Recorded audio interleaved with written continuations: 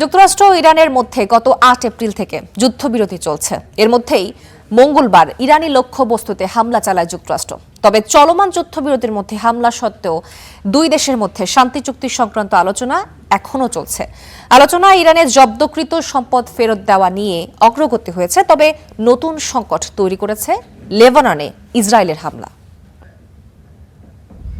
মঙ্গলবার ইরানে চালানো মার্কিন হামলাকে বিশ্বাসঘাতকতামূলক কর্মকাণ্ড ও যুদ্ধবিরতির স্পষ্ট লঙ্ঘন হিসেবে উল্লেখ করেছে ইরান। এই হামলায় মারা গেছে ইরানের ৪ সেনা।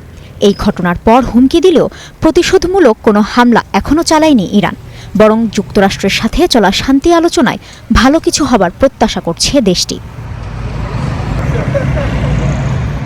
এতে বোঝা যাচ্ছে পাল্টা হামলা চালিয়ে শেষ মুহূর্তের আলোচনায় কোনো জটিলতা তৈরি করতে চায় না তেহরান।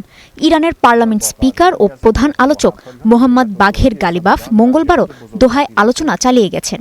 যুক্তরাষ্ট্রের জব্দ করা $১,২০০ কোটি বেশি সম্পদ মুক্ত করা নিয়েই এই আলোচনা।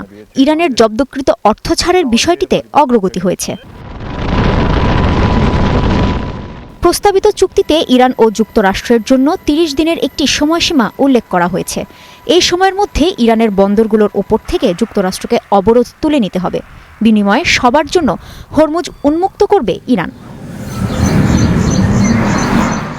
তবে লেবাননে ইসরায়েলের নতুন হামলার কারণে পরিস্থিতি আবারও উত্তপ্ত হয়ে উঠেছে। জব্দ করা অর্থ পুনরুদ্ধারের পাশাপাশি লেবাননে ইসরায়েলের যুদ্ধবিরতির নিশ্চয়তা চাইছে তেহরান।